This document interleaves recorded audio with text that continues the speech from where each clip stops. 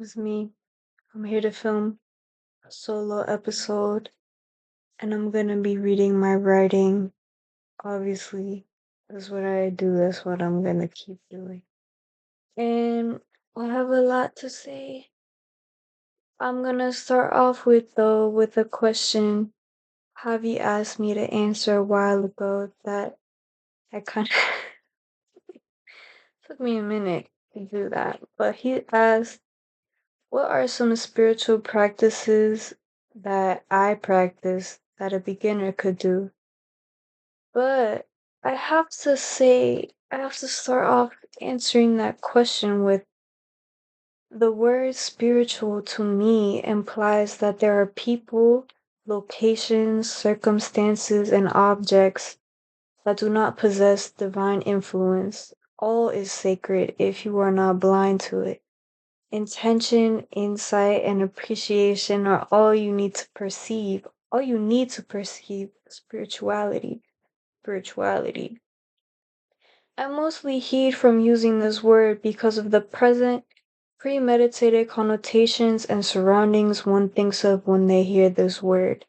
That's how I feel about a lot of words. Influence from the ego-based society or culture that surrounds most of us can be really difficult to embed non-egoic consciousness and actions into. How do you navigate hatred, judgment, dissatisfaction, desire, and survivalist lifestyles and belief systems without forgetting that all of that is an illusion? My answer to that is silence. And part of what you can do to include silence in your day to day is object meditation. I'll be providing a lot of meditations forthgoing, but this one in particular, object meditation, is in any object you observe, within it exists everything and everyone. Everything that was not created by nature was created by man. I'm separating the two here only for this explanation. Every man is able to be associated within every man through only a few steps in relation. Every object not only took man to produce it, but it took resource from the earth for it to be made. It only takes a few steps of relation for every object to be traced back to the sun, the clouds, the dirt. I would like for you to reflect on what this may bring you to embody and to realize, contemplate on oneness. Another question I have for you is, how often throughout the day do you desire? Expanding on this, constantly expressing needs implies that you don't already have everything that you need.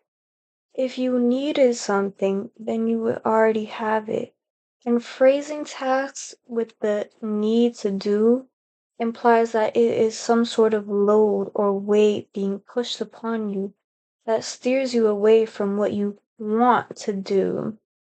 Believing in inconvenience births dissatisfaction and non acceptance.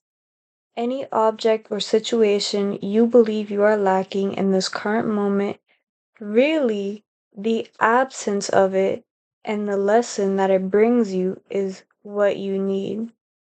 And of course, when I'm talking about having everything you need, this is not apply to if you don't have your basic food and water and shelter. And we can get into a whole conversation about social justice needs, you know? There are certain things that are needed.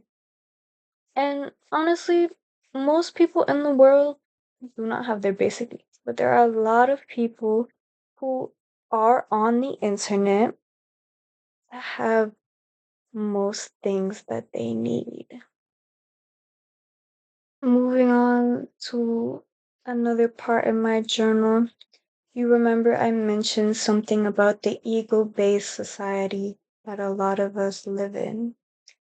I'm talking about a little bit of removing the ego from yourself, which I definitely in the future in different videos I'm gonna explain loss of ego. But here I'm writing not only knowing, but coming to experience the self that you are when you are not your name, your memories, your face, your body, your everyday actions, your thoughts, and your emotions. That is self. There is no uncontrolled demand placed upon or within you that states you must react to your emotions and you must react to your thoughts. There is no duty for your thoughts to be controlled by your emotions or your emotions to be controlled by your thoughts.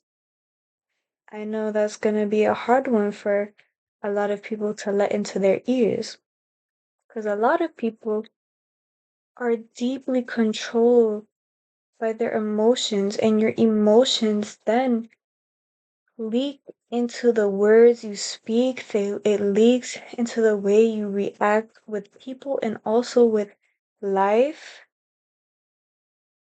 You have control over that. And your thoughts as well. Emotions and thoughts are very much net like intertwined into each other.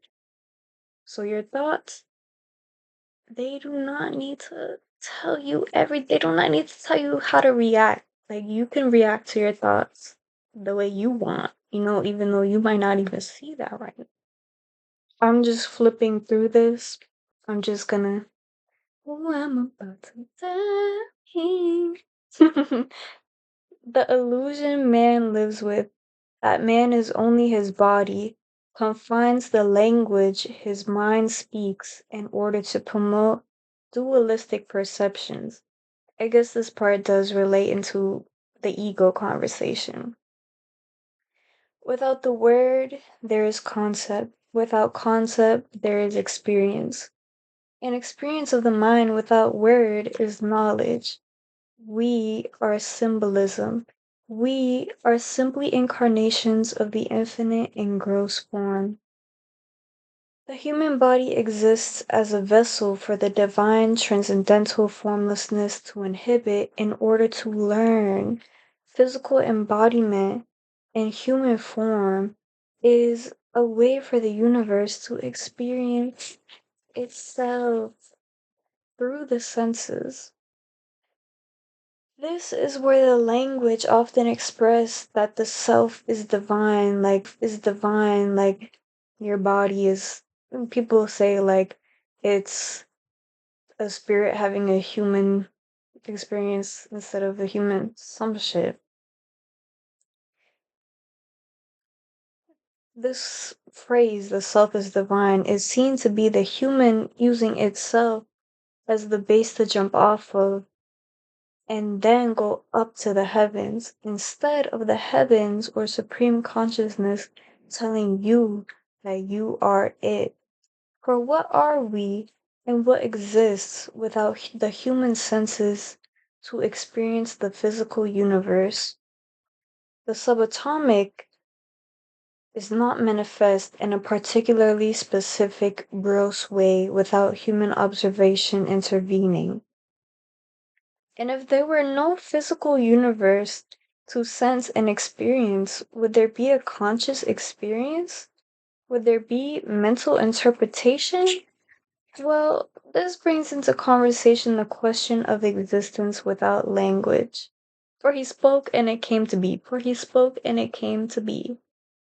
What exists when there is no vessel of expression leading to interpretation?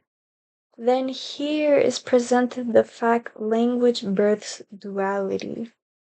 For one word to exist, there is an opposite. To bring the idea. I'm using my PS4 as lighting. To bring the idea of opposing forces into existence in itself births existence. It births existence to be conceived in perception. From nothing is which we are born, the quote. For the birth of one thing is also the birth of the opposite. If there is no word or no birth, there is nothing. I'm just gonna flip through here to find the next thing to talk about. This is a good one. Embarrassment is a form of fear, fear of judgment and lack of understanding from others. If you yourself embody this thoroughly, understanding that, towards not only just yourself but for others, embarrassment dissolves because you can clearly see the source of others' tendencies who judge and show or embody non compassion, non understanding, and non acceptance. To hold or show this to whom you are embarrassed by frees you. I know me personally, I was in doomsday because of embarrassment. Like that was literally preventing me from like living because I was so embarrassed. Um, but like I said, like I guess to a point you have to accept that you can see why other people would make you feel embarrassed because you're scared of what they're thinking, you're scared of what they're telling other people about you. But it's like if you like accept the fact that people who talk blah blah blah about you, they themselves are not happy. They're not happy. The best way to free yourself is to be at peace with this, to accept the fact that they're not doing what they need to do with their life, bro. You're doing what you need to do. This is a quick little one coming up next. Failures are really successes wrapped in an illusory bowl of discontentment. Doubt is the root cause of the loss of clarity, which thus creates lack of a confident will and pursuit of truth. Hope allows for less friction and stickiness when it comes to accepting ease with ebbs and flows in the ocean of circumstance. Freedom of the mind is freedom of the body. Duh. That don't come easy.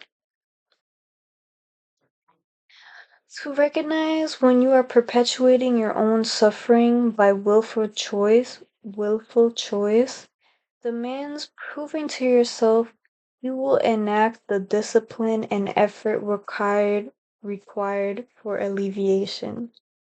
It is actually much easier to put forth effort and discipline than it is to continue in circular cyclical discomfort. This discomfort being one of a pain you know you are causing yourself. And even when an uncontrollable force enters your area and says it demands suffrage, then again you are drawn to the freedom your interpretation and reaction may bring. My key point being any suffering in and out is at your disposal to allow. Some people might have already seen this one. I wrote this when I actually took a nap in the car in the sun and I woke up and I was like meditating, but I was like low key asleep, but I was still conscious, I was still awake and it was so nice. And I woke up and I just wrote this.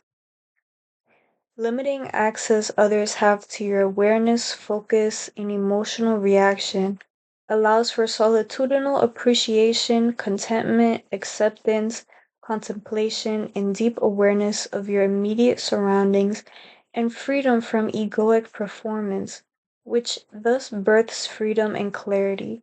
True solitude includes lack of audio and visual stimulation. This is important. Bro, if you're If you constantly have something playing in the background, which you're not even like listening to or looking at, or if like music is great, but sometimes you need to be without music. And if every single minute you get some downtime when you're going from doing one thing to the next and you just pick up your phone to scroll real quick, bro, if you stop doing that and you just give yourself a couple minutes in between tasks just to be alone with yourself, it changes everything. I'm gonna talk about that more later too. A lot of the things I write, at least recently, has been when I can't sleep, I just have to write. Like I just have to write, bro. The words just come into my brain. I don't even ask for it. I just have to get it out. This one I was writing, the concept, ideation, and of course connotations surrounding gender may be the source of many downfalls. For what truly is the answer to the question of what is masculinity and femininity in human beings? Every single answer you come up with, why? Literally answer that right now. Like, why is that your answer? Where did your answer come from? What shaped your answer? Cultures or societies in which agender or gender fluidity was or is present in a predominant way are free from so many things. I wrote in all capitals. Why are you listening to the white man? Deadass, you are. You are. A lot of things. Why? Now I'm gonna read some journal entries I have in my phone. I've read a lot about language, study of language. There are things that exist that language cannot paint the picture of.